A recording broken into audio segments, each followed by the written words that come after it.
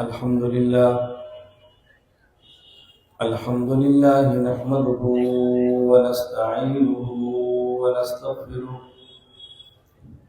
ونؤمن به ونتوكل عليه ونعوذ بالله من شرور أنفسنا ومن سيئات أعمالنا من يهده الله فلا مضل له ومن يضلل فلا هادي له ونشهد أن لا إله إلا الله وحده لا شريك له ونشهد أن سيدنا ومولانا محمدا عبده ورسوله أما بعد أعوذ بالله من الشيطان الرجيم بسم الله الرحمن الرحيم وما خلقت الجن والإنس إلا ليعبدون وقال الله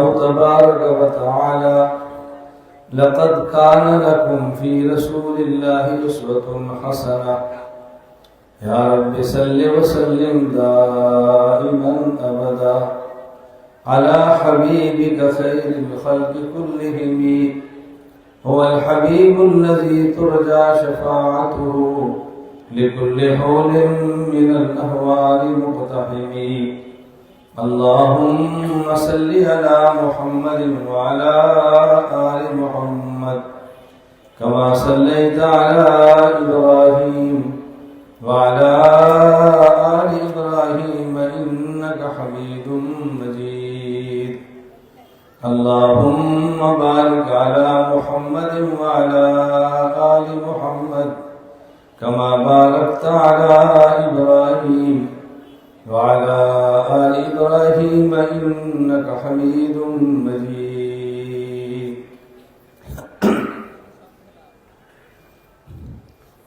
حضور آئے تو سر آفرینش پا گئی دنیا حضور آئے تو سر آفرینش پا گئی دنیا اندھیروں سے نکل کر روشنی میں آ گئی دنیا بجھے چہروں کا زنگ اترا ستے چہروں پہ نور آیا بجھے چہروں کا زنگ اترا ستے چہروں پہ نور آیا حضور آئے تو انسانوں کو جینے کا شعور آیا معزز علماء کرام میرے نہایت واجب الاحترام بزرگوں مسلک اہل سنت والجماعت احناف دیوبند سے تعلق رکھنے والے نوجوان دوستوں اور بھائیوں، میں نے آپ حضرات کی خدمت میں قرآن کریم کی 2 آیتیں تلاوت کی ہیں۔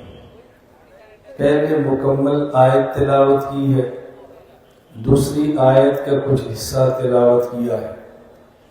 پہلی آیت میں اللہ رب العزت نے ایک بات ہمیں سمجھائی ہے، پھر جو بات اللہ نے فرمائی اس پر انسان کے ذہن میں 3 سوالات پیدا ہوتے ہیں، اور جو دوسری آیت میں نے تلاوت کی ہے ان میں ان 3 سوالات کے جوابات موجود ہیں۔ اللہ رب العزت قرآن میں جب بھی کوئی بات فرماتے ہیں اس بات پہ دلیل دیتے ہیں۔ اللہ جو بات فرماتے ہیں اگر اس پر کسی کے ذہن میں اشکال آئے تو اس کا جواب بھی دیتے ہیں۔ پہلے جو اللہ نے بات ہمیں فرمائی اس کو سمجھیں۔ وَمَا خَلَقْتُ الْجِنَّ وَالْإِنسَ إِلَّا لِيَعْبُدُونَ، اللہ فرماتے ہیں کہ اللہ تعالیٰ نے جن و انس کو اپنی عبادت کے لیے پیدا فرمایا ہے۔ وَمَا خَلَقْتُ الْجِنَّ وَالْإِنسَ إِلَّا لِيَعْبُدُونَ، اللہ نے جن و انس کو عبادت کے لیے پیدا فرمایا ہے۔ میں بات جنات کی نہیں کرتا، میں بات انسانوں کی کرتا ہوں، کیونکہ میں خود انسان ہوں، میرے مخاطب انسان ہیں۔ تو ہم یہ بات کہیں گے اللہ تعالیٰ نے مجھے اور آپ کو اپنی عبادت کے لیے پیدا فرمایا ہے۔ اس کا مطلب صبح عبادت خدا کی، شام عبادت خدا کی، دن کو عبادت خدا کی، رات کو عبادت خدا کی۔ ہمیں پیدا کیا کہ ہم 24 گھنٹے اللہ تعالیٰ کی عبادت کریں، تو ہمیں عبادت کی وجہ سے پیدا فرمایا ہے۔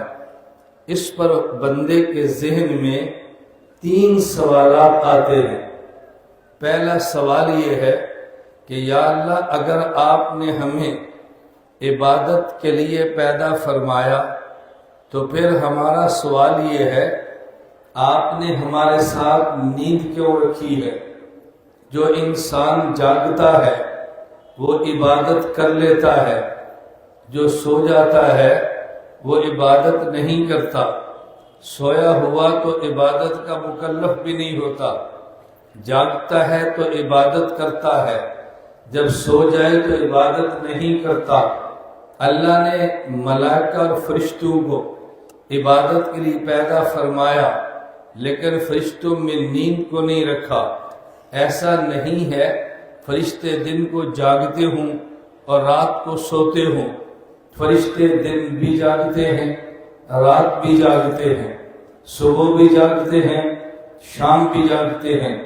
جس کے ذمے رکوع ہے وہ قیامت تک رکوع میں ہے، جس کے ذمے سجدہ وہ قیامت تک سجدے میں ہے، جس کے ذمے کوئی خاص تسبیح ہے وہ اسی تسبیح میں قیامت تک مشغول رہے گا۔ اگر ہمیں عبادت کے لیے پیدا کیا تو ہمارے ساتھ نیند کیوں رکھی؟ ہم کچھ عبادت کر سکتے ہیں، کچھ نہیں کر سکتے، تو ہم اپنی پیدائش کا مقصد عبادت کیسے پورا کریں گے؟ دوسرا سوال یہ ہے کہ یا اللہ، جب آپ نے ہمیں عبادت کے لیے پیدا فرمایا تو آپ نے ہمارے ساتھ پیٹ کیوں رکھا ہے؟ فرشتوں کو آپ نے عبادت کے لیے پیدا فرمایا، فرشتوں کے ساتھ پیٹ نہیں ہے، فرشتوں کے ساتھ کھانے کا تقاضا نہیں ہے، کھانے ہوئے سے فارغ ہونے کا تقاضا نہیں ہے۔ تو جب آپ نے ہمیں عبادت کے لیے پیدا فرمایا، آپ نے ہمارے ساتھ پیٹ رکھا، ہم نے کھانا بھی ہے، جو کھایا اس کو کہیں جا کر نکالنا بھی ہے، اور کھانے کے لیے ہم نے کمانا بھی ہے، تو تیری عبادت ہم کیسے کریں گے؟ ہم پہلے کمائیں گے، پھر ہم کھائیں گے، پھر کھائے ہوئے سے فارغ ہوں گے۔ تو فرشتوں کو آپ نے عبادت کے لیے پیدا فرمایا، فرشتے کماتے بھی نہیں ہیں، فرشتے کھاتے بھی نہیں ہیں، کھائے ہوئے سے فارغ بھی نہیں ہوتے۔ اے اللہ، ہمارا تیسرا سوال یہ ہے، آپ نے ہمیں عبادت کے لیے پیدا فرمایا تو آپ نے ہمارے ساتھ نکاح کا تقاضا کیوں رکھا؟ ہمارے ساتھ نکاح کا تقاضا ہے، ہم نے نکاح بھی کرنا ہے، بیوی آئے گی اس کے حقوق ادا کرنے ہیں، اولاد ہوگی اس کے حقوق ادا کرنے ہیں۔ بیوی کے رشتے سے ایک گھر نہیں 2 گھر بنے۔ پہلے ماں کا حق تھا، اب ساس کا بھی حق ہے، پہلے والد کا حق تھا، اب سسر کا بھی حق ہے، پہلے ایک گھر کا حق تھا، اب 2 کا حق ہے۔ پہلے اپنے لیے کماتے، اب بیوی کے لیے بھی کمانا ہے، پہلے اپنے لیے کماتے، اب اولاد کے لیے بھی کمانا ہے۔ فرشتوں کو آپ نے عبادت کے لیے پیدا فرمایا، فرشتوں کے ساتھ نکاح کا تقاضا نہیں ہے، نہ فرشتوں نے اپنے لیے کمانا، نہ بیوی کے لیے کمانا، نہ اپنے لیے کمانا، نہ انہوں نے اپنے ساس سسر کے لیے کوئی محنت کرنی ہے۔ فرشتوں کی عبادت کے لیے پیدا کیا، آپ نے ان کو نکاح سے پاک رکھا۔ اللہ، ہمارا سوال یہ ہے، ہمیں عبادت کے لیے پیدا فرمایا تو نیند کیوں رکھی؟ عبادت کے لیے پیدا فرمایا تو پیٹ کیوں رکھا؟ عبادت کے لیے پیدا فرمایا، نکاح کا تقاضا کیوں رکھا؟ یہ ہمارے ذہن میں سوال تھا۔ اللہ کی فصیح کتاب میں سوال کے جواب موجود ہیں۔ سوال کے جواب کو تلاش کرنے کے لیے دماغ اور عقل چاہیے۔ قرآن کریم بھرا پڑا ہے جوابات سے۔ اللہ کبھی اپنے بندے کو مایوس نہیں کرتے۔ خدا کا قرآن کبھی بھی انسان کو مایوس نہیں کرتا۔ خدا نے جواب دیا ہے، لَقَدْ كَانَ لَكُمْ فِي رَسُولِ اللَّهِ أُسْوَةٌ حَسَنَةٌ۔ لقد کان لکم فی رسول اللہ اسوۃ حسنہ، جواب یہ دیا، بات اچھی طرح سمجھنا، ہمارے ذہن میں بات اور تھی، اللہ نے بات سمجھا دی کہ تمہیں 3 سوالات اس لیے تمہارے دماغ میں آئے ہیں، تمہارے یہاں عبادت کا معنی اور ہے، اللہ کے یہاں عبادت کا معنی اور ہے۔ ہم عبادت کا معنی سمجھتے تھے خدا کو سجدے کرے، عبادت کا معنی یہ تھا خدا کے سامنے رکوع کرے، عبادت کا معنی یہ تھا قیام میں کھڑے ہو جاتے، عبادت کا معنی یہ تھا ہم عمرہ کر لیتے، عبادت کا معنی یہ تھا حج کر لیتے، عبادت کا معنی یہ تھا روزہ رکھ لیتے، عبادت کا معنی یہ تھا زکوٰۃ دے لیتے، عبادت کا معنی یہ تھا تہجد پڑھ لیتے۔ اللہ نے بات سمجھائی ہے، تمہارے ہاں عبادت کا معنی الگ ہے، ہمارے ہاں عبادت کا معنی الگ ہے۔ تم عبادت نماز کو سمجھتے ہو، میں بات بڑی کھل کے کہتا ہوں، اہل سنت والجماعت احناف دیوبند کا موقف یہ ہے، عبادت نماز کا نام نہیں ہے، عبادت روزے کا نام نہیں ہے، عبادت حج کا نام نہیں ہے، عبادت زکوٰۃ کا نام نہیں ہے، عبادت نام ہے ادائے پیغمبر کا۔ نماز عبادت بنے گی پیغمبر کی ادا کے مطابق ہو، روزہ عبادت بنے گا ادائے پیغمبر کے مطابق ہو، وگرنہ نماز اور روزہ عبادت نہیں ہے۔ اگر آپ کو میری بات پہ یقین نہ آئے تو میں آپ سے پوچھ سکتا ہوں، بھئی صبح کتنے بجے؟ صبح صادق ہے، نماز کا وقت داخل ہو گیا، سورج کتنے بجے نکلتا ہے؟ آپ کہیں گے جی 6:14 پہ نکلتا ہے، سورج نکل رہا ہے، آپ قیام کر کے دکھائیں، سورج نکل رہا ہے، آپ سجدہ کر کے دکھائیں، آپ قیام کر رہے تھے، سورج نکلا، اب قیام نہیں کرنا، اب سجدے نہیں کرنے، نماز کو چھوڑ دو۔ کیوں؟ سورج نکل رہا ہو تو سجدہ کرنا میرے محمد کی ادا نہیں ہے، سورج زوال پہ آ جائے سجدے کرنا میرے محمد کی ادا نہیں ہے۔ تم نے روزہ رکھا یکم رمضان کو، تم نے روزہ رکھا صبح صادق کو، تم نے روزہ افطار کیا غروب آفتاب کو۔ اب اگر کوئی بندہ کہہ دے کہ نہیں میں روزہ لمبا رکھنا چاہتا ہوں، تمہارا روزہ 10 گھنٹے کا ہے، میں نے 11 گھنٹے کا رکھنا ہے، سورج غروب ہو گیا، کھانا موجود ہے نہیں کھاتا، پانی موجود ہے نہیں پیتا، اور کیوں نہیں کھاتا؟ کہتا ہے میرا روزہ لمبا ہو جائے۔ اللہ فرمائیں گے نہیں، جب تک سورج غروب نہیں ہوا تب تک نہ کھانا میرے محمد کی ادا ہے، نہ پینا میرے محمد کی ادا ہے، سورج ڈوب جائے میرے محمد کی ادا کھانا ہے، میرے محمد کی ادا پینا ہے صلی اللہ علیہ وسلم۔ میں تمہارے کھانے اور پینے کو عبادت نہیں مانتا، عبادت تب مانوں گا جب کھانا اس وقت ہو میرے محمد نے کھایا، پینا اس وقت ہو جب میرے حبیب نے پیا ہے۔ 30 رمضان کے دن پورے ہو گئے، عید کا دن آ گیا، یکم شوال ہے، اب اگر کوئی نیک بننا چاہے اور روزہ رکھ لے، اس روزہ رکھنے پہ ثواب نہیں ہوگا، عذاب ہوگا، اجر نہیں ہوگا، گناہ ہوگا۔ کیوں؟ اس لیے کہ آج کے دن میرے پیغمبر نے روزہ نہیں رکھا۔ آج تجھے اجر ملے گا کس بات پہ؟ کھجور کھا، تجھے اجر ملے گا کس بات پہ؟ دودھ پی، تجھے اجر ملے گا کس بات پہ؟ تو سویاں بنا لے جو تیری استطاعت ہے، کیونکہ آج کے دن میرے محمد نے کھایا ہے۔ میں صرف بات کہہ رہا تھا، اہل سنت والجماعت احناف دیوبند کا موقف یہ ہے، ہمارے نماز کا نام عبادت نہیں ہے، روزے کا نام عبادت نہیں ہے، ادائے پیغمبر کا نام عبادت ہے۔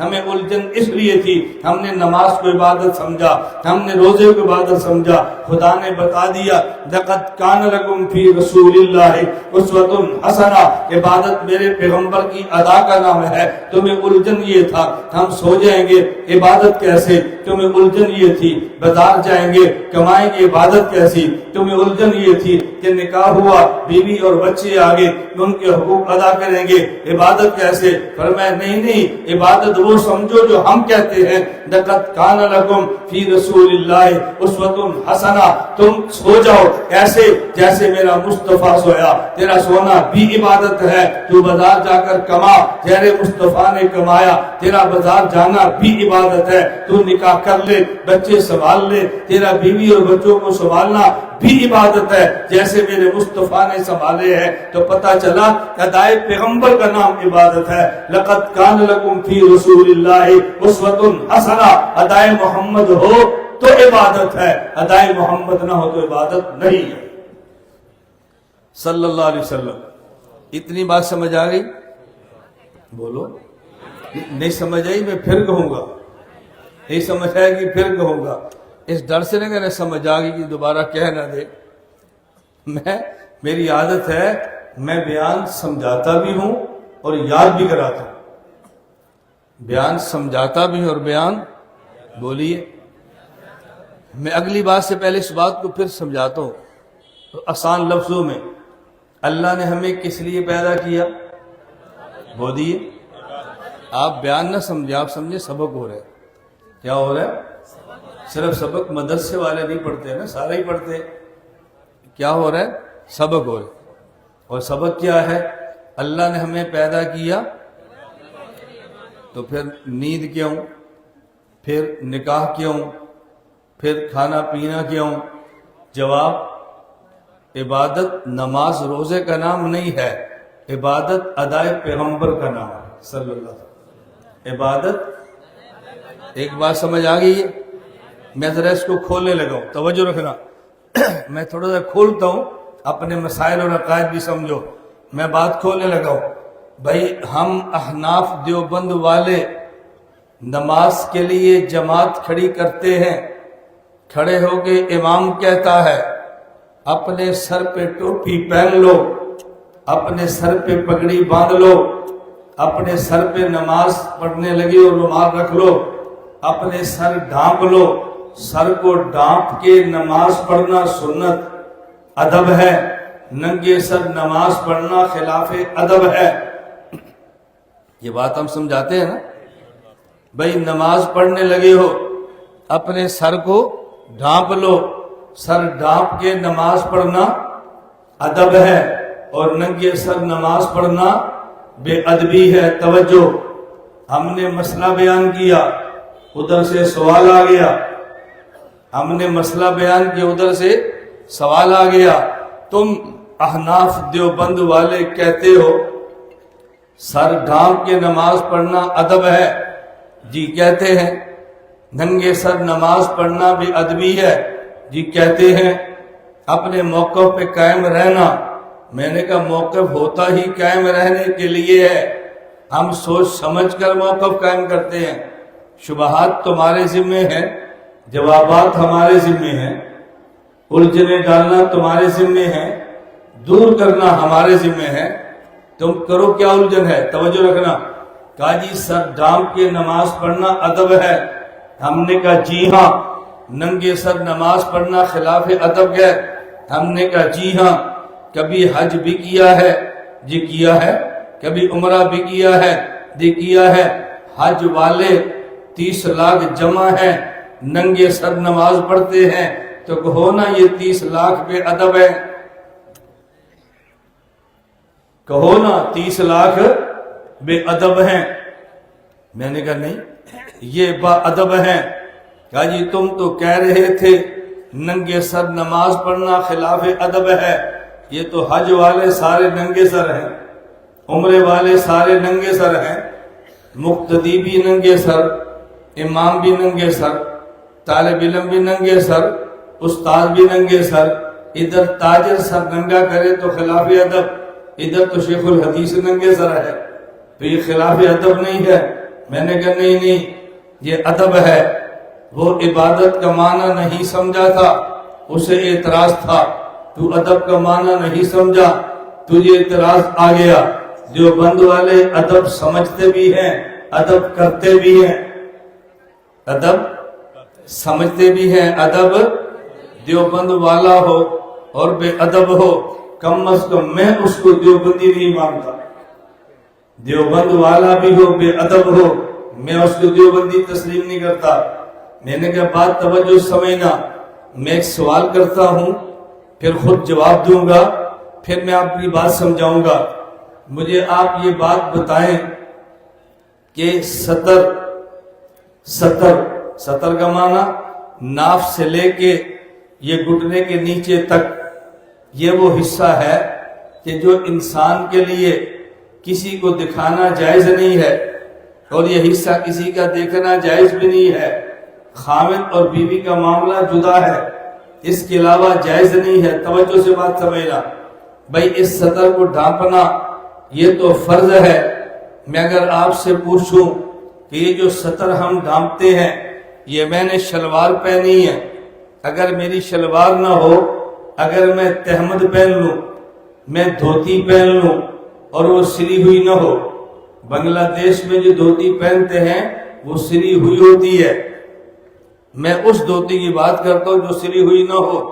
احرام کی چادر سلی ہوئی یا ان سلی، میں اس کی بات کرتا ہوں، اس لیے وضاحت کر رہا ہوں کہ بنگلہ دیش والوں کو الجھن نہ ہو کہ پردہ تو ہوتا ہے۔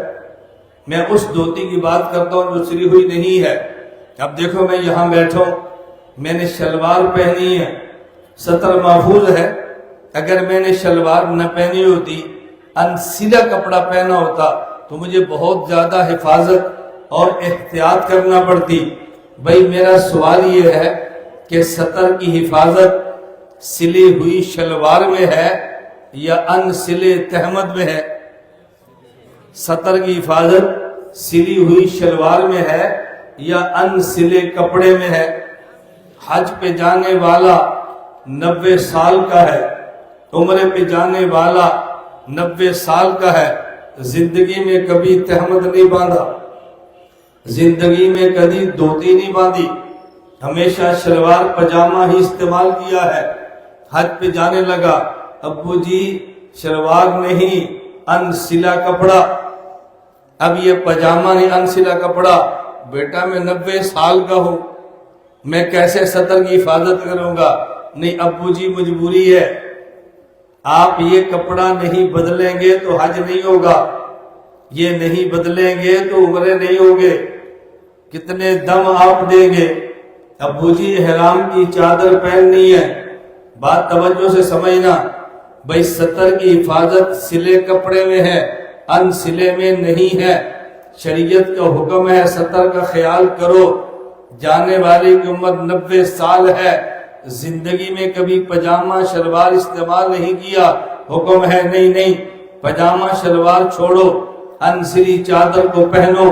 بھائی سطر تو اس میں ہے، مسئلہ سطر کا ہے، لیکن ساتھ یہ بھی دیکھنا ہے محمد کی ادا کیا ہے، یہ دیکھنا ہے مصطفیٰ کی ادا کیا ہے صلی اللہ علیہ وسلم۔ زندگی بھر شلوار پہن لے اعتراض نہیں ہے، زندگی بھر پائجامہ پہن لے اعتراض نہیں ہے، لیکن حج عمرے پہ جانا ہے تو پائجامہ شلوار نہیں انسلی چادر کو پہننا پڑے گا۔ کیوں؟ تیری الجھن ہے تو تیرا مسئلہ، سلجھن ہے تو تیرا مسئلہ۔ میرے محبوب کی ادا یہ ہے، پتہ یہ چلا کہ جس طرح عبادت نام نماز و روزے کا نام نہیں ہے، نماز و روزے کا نام نہیں ہے، عبادت نام ہے ادائے پیغمبر کا۔ پھر بنگلہ دیش کے سنیوں میں یہ بات کہنا چاہوں گا، اور بھائی ادب سر ڈھانپ کے نماز پڑھنے کا نام نہیں ہے، ادب نام ہے میرے محمد کی ادا کا۔ جب عمرہ نہیں ہے تو پھر ننگے، جب عمرہ نہیں ہے تو سر پہ ٹوپی اور پگڑی، یہ ادب ہے۔ جب حج نہیں ہے تو پھر جب حج نہیں ہے تو پھر سر پہ ٹوپی اور پگڑی، یہ ادب ہے۔ تو جب حج کا احرام باندھ لیا اب ننگے سر ادب ہے، عمرے کا احرام باندھ لیا اب ننگے سر ادب ہے۔ مسئلہ سر پہ ٹوپی اور پگڑی کا نہیں ہے، مسئلہ ادائے پیغمبر کا ہے۔ جہاں پیغمبر پگڑی باندھ لے وہاں باندھنا ادب ہے، جہاں اتار دے وہاں اتار دینا ادب ہے، جہاں نبی ٹوپی پہن لے ٹوپی پہننا ادب ہے، جہاں محمد اتار دے وہاں اتارنا ادب ہے۔ جب نبی حالت احرام میں نہیں تھے تو حج اور ہمیشہ آپ نے اہتمام ٹوپی پگڑی کا فرمایا ہے، اور جب احرام باندھا ہے تو پھر ٹوپی اور پگڑی اتار دی ہے۔ یہی بات دیوبند والے کہتے ہیں نماز روزے کا نام عبادت نہیں، عبادت ادائے پیغمبر کا نام ہے، ادب سر ڈھانپنے کا نام نہیں ہے، ادب ادائے پیغمبر کا نام ہے۔ یہ بات سمجھ آ گئی آپ کو؟ تو پھر نماز پڑھیں گے، وہ تو پڑھ لی ہے، ٹوپی پہن کر نماز پڑھیں گے، بولو، ٹوپی پہن کر نماز پڑھیں گے، پگڑی باندھ کر، پگڑی پہنتے نہیں پگڑی باندھتے ہیں، اور ٹوپی باندھتے نہیں ٹوپی پہنتے ہیں۔ آپ تو پھر بھی اللہ کا شکر ہے بڑی اچھی اردو سمجھتے ہیں۔ ٹوپی پہننا پگڑی باندھنا، لوگ کہتے ہیں دلیل، لوگ کہتے ہیں دلیل، ہم نے کہا دلیل منہ مانگی موت لو، صحیح بخاری کھول لو، یہ ان کی منہ مانگی موت ہوتی ہے، صحیح بخاری کھول لو،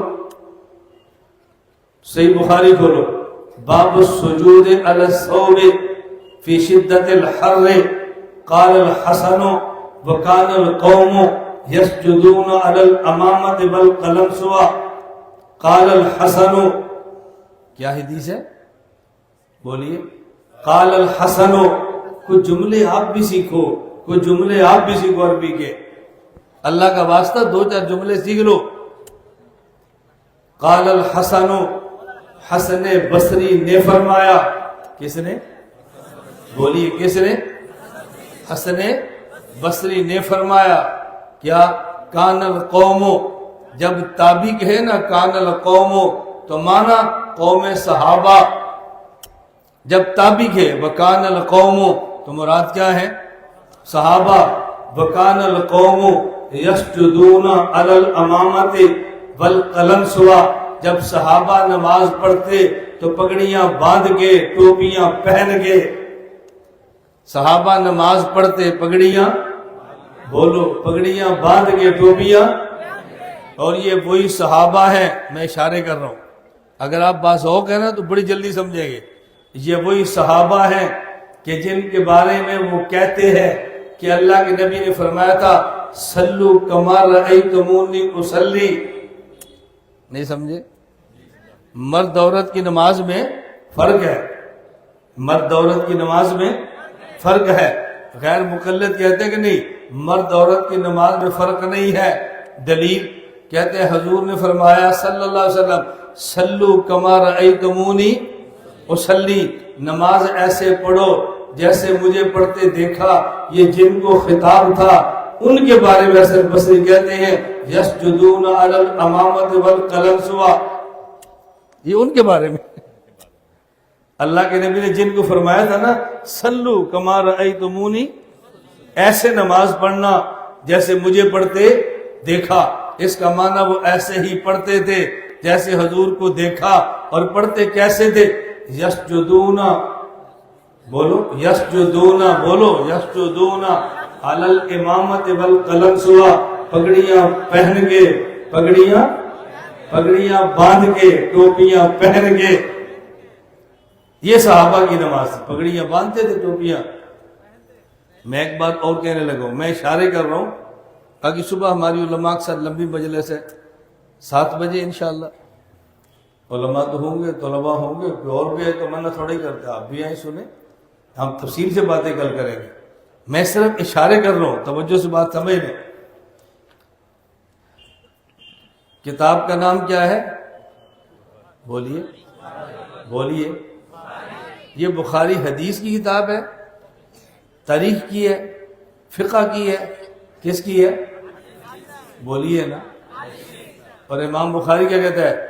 قال الحسن، قال رسول اللہ نہیں، قال الحسن، قال رسول اللہ نہیں، قال الحسن، تو کہتا ہے امتی کی بات نہیں مانتی، امام بخاری کہتا ہے قال الحسن، امتی نے کہا، وہ کہتا ہے جو امتی کی بات نہیں، نبی کی بات کرو، بخاری کہتا ہے قال الحسن، معلوم ہو کہ امتی کی بھی ماننی ہے۔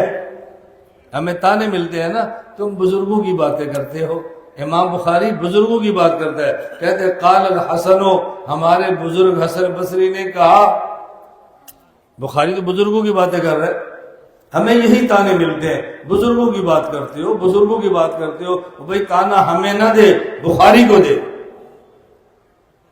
دو تانا امام بخاری کو، قال الحسن، قال الحسن، حسن بصری فرماتے ہیں، وکان القوم یسجدون، امام بخاری باب باندھتا ہے، باب کیا ہے؟ باب السجود علی الثوب فی شدت الحر، مسئلہ کیا بیان کیا کہ جب گرمی ہو تو ٹوپی پہ نماز، کپڑے پہ نماز پڑھ سکتے ہیں، گرمی ہو تو کپڑے پہ نماز پڑھ سکتے ہیں۔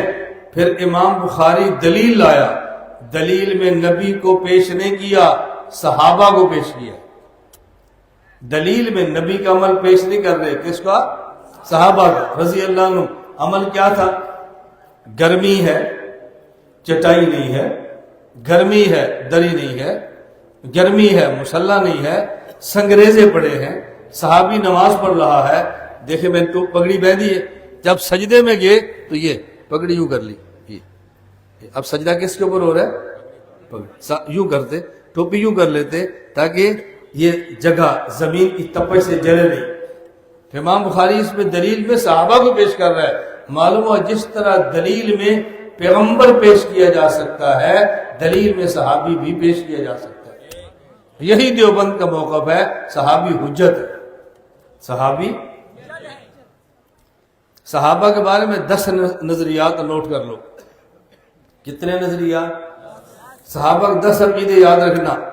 ہر صحابی مومن، ہر صحابی مومن، عادل، حجت، معیار حق، تنقید سے بالا تر، انتخاب خدا، جنتی، افضل ترین فرد، محفوظ، جب جمع ہو جائے سارے تو نبی کی طرح معصوم۔ کسی مسئلے پر جمع ہو جائے تو پھر نبی کی طرح معصوم۔ یہ متن ہے، شرع نہیں ہے۔ اب پونے گھنٹے کے بیان میں تو شرع نہیں ہوتی نا، متن ہی ہوتا ہے۔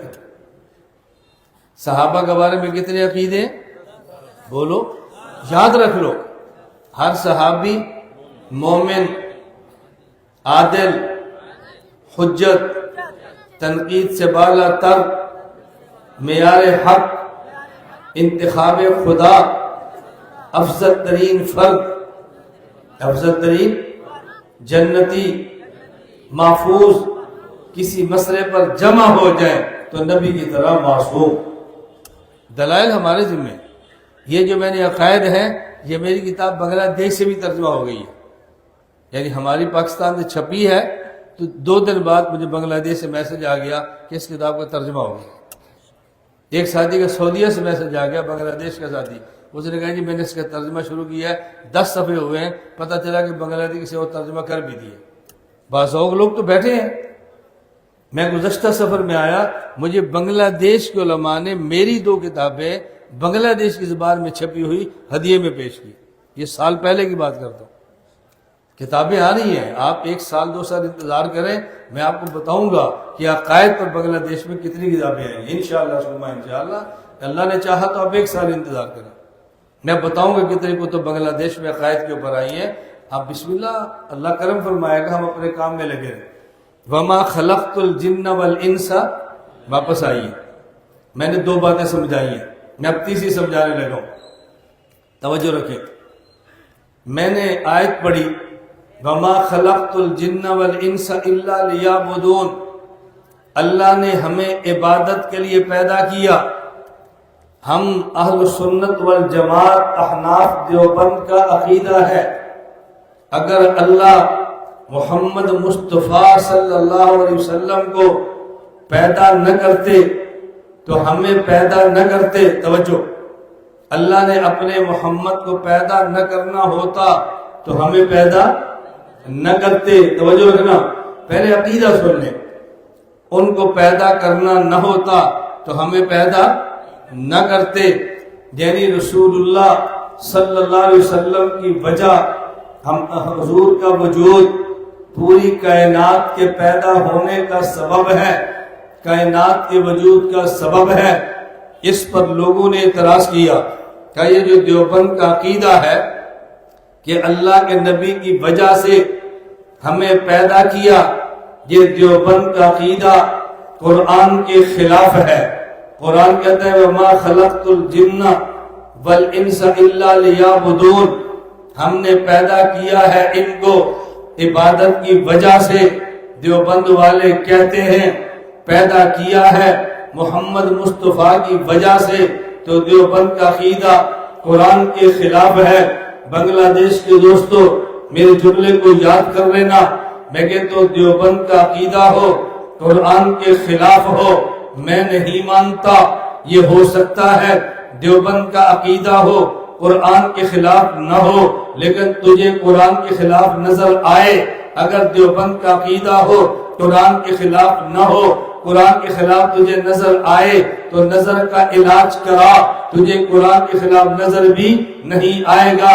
دیوبند والے عقائد کی درسگاہ بھی رکھتے ہیں اور نظر کے لیے خانقاہ اہل نظر بھی رکھتے ہیں، عقائد کو سمجھانے کے لیے درسگاہ بھی رکھتے ہیں اور نظر کے علاج کے لیے خانقاہ بھی رکھتے ہیں۔ ہمارے پاس عقائد کی درسگاہ بھی ہے، نظر کی اصلاح کے لیے خانقاہ بھی ہے۔ یہ دیوبند ہے نا، ہم نے دیوبند کا ایک پہلو دیکھا ہے، دوسرا دیکھا ہی نہیں۔ بات توجہ سمجھنا، میں ایک مثال دوں گا تو آپ کے لیے جواب کو سمجھنا بڑا آسان ہو جائے گا۔ مثال سمجھے، میں آپ کے پاس اس جلسے میں آیا، میرے اس جلسے کے میزبان کون ہے؟ میں سمجھانے کے لیے کہہ رہا ہوں، یہ نہیں کہ میں نے کوئی پیسے مانگنے ہیں مجھے خرچہ دو میں پوچھ رہی مولانا عبد القادر صاحب، توجہ رکھیں۔ میں آپ کے جلسے میں آیا، میرے جلسے میں آنے کے بعد دو بچوں میں جھگڑا ہوا۔ ایک پوچھتا ہے مولانا محمد الیاس گھمن ہمارے اس جلسے میں کیوں آئے تھے؟ وہ کہتا ہے میزبان کی وجہ سے۔ میزبان کی بھائی کیوں آئے تھے؟ دوسرا کہتا ہے بیان کرنا تھا۔ دونوں آپس میں جھگڑا ہو گیا۔ بھائی کیوں آئے ہیں؟ تجھے نظر نہیں آ رہا بیان کی ہے، تجھے نظر نہیں آ رہا بیان کے لیے آئے تھے، اور کس لیے آئے تھے تجھے نہیں پتا۔ دوسرا کہتا کیوں آئے تھے؟ کہا جی مولانا عبد القادر نے بلایا تھا، اس وجہ سے آئے تھے، خود وہ تھوڑی آئے ہیں۔ میں سن رہا ہوں، بھائی ان بچوں کو بلاؤ، کیا مسئلہ ہے؟ کہا جی ان دونوں میں جھگڑا ہے، ایک کہتا ہے آئے ہیں میزبان کی وجہ سے، دوسرا کہتا ہے آئے ہیں بیان کی وجہ سے۔ میں نے کہا جھگڑے کی بات نہیں ہے، توجہ رکھنا، جھگڑے کی بات نہیں ہے، میں اس لیے آیا ہوں کہ مجھے میزبان نے بلایا ہے، اگر میزبان نہ بلاتا میں نہ آتا، میں اس لیے آیا ہوں کہ میں نے بیان کرنا ہے، بیان نہ کرنا ہوتا تو نہ آتا۔ ایک میرے آنے کا مقصد ہے، ایک میرے آنے کا سبب ہے، میرے آنے کا سبب، میرے آنے کا مقصد جدا ہے، میرے آنے کا سبب میرا میزبان ہے، میرے آنے کا مقصد میرا بیان ہے۔ توجہ، میرے آنے کا مقصد، میرے آنے کا سبب میرا میزبان ہے، میرے آنے کا مقصد میرا بیان ہے۔ اب قرآن کو دیکھیے، قرآن کریم جو بات کہتا ہے وہ غلط نہیں ہے، حدیث پاک میں بھی غلط نہیں ہے۔ حضرت آدم علیہ السلام نے اللہ سے دعا مانگی، اے اللہ میں آپ سے دعا مانگتا ہوں محمد کے وسیلے سے۔ اللہ رب العزت نے پوچھا وَكَيْفَ عَرَفْتَ مُحَمَّدًا وَلَمْ أَخْلُقْهُ، میں نے ابھی تک پیدا نہیں کیا، آپ نے محمد کو کیسے دیکھا؟ آدم علیہ السلام خود فرماتے ہیں اے اللہ میں نے حضور کے نام مبارک کو عرش کے پائے پہ لکھا ہوا دیکھا، میں نے یقین کر لیا کہ پوری مخلوق میں سب سے زیادہ وہ آپ کا محبوب ہے، میں نے اس لیے ان کے وسیلے سے مانگا۔ اللہ نے فرمایا لولا محمد لما خلقتک، اے آدم اگر میں نے حضرت محمد کو پیدا نہ کرنا ہوتا میں تجھے پیدا نہ کرتا۔ حضرت آدم کو پیدا کیا، حضور کو پیدا کرنا تھا، آدم پیدا ہوئے تو آدمی پیدا ہوا، آدم پیدا ہوئے تو آدمی پیدا ہوئے، تو میں کہہ سکتا ہوں کہ حضرت اللہ نے اگر اللہ نے حضرت محمد کو پیدا نہ کرنا ہوتا تو آدمی کو پیدا نہ کرتے۔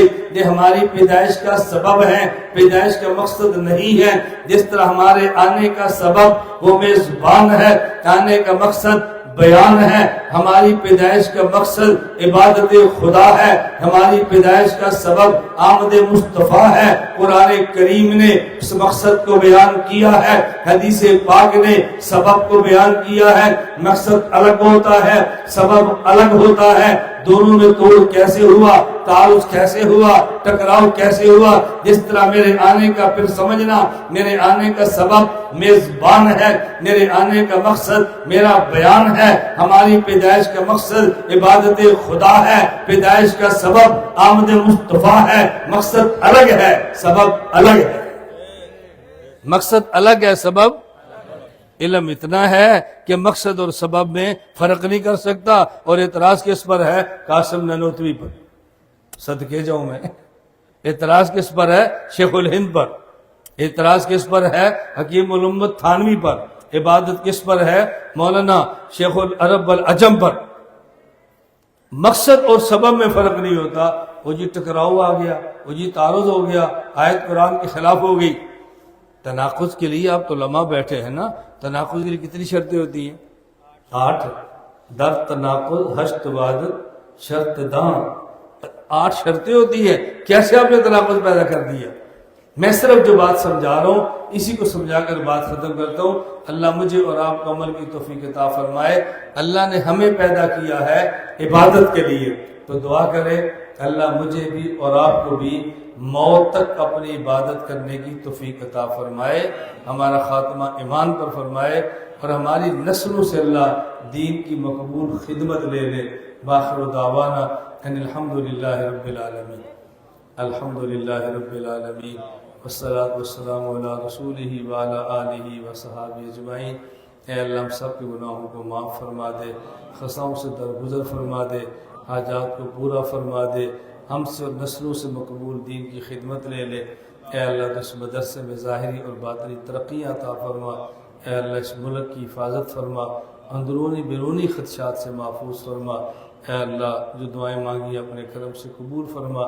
وصلی اللہ تعالی علی رسول خیر خلقہ محمد وعلی آلہ وصحابہ اجمعین برحمتک یا ارحم الراحمین۔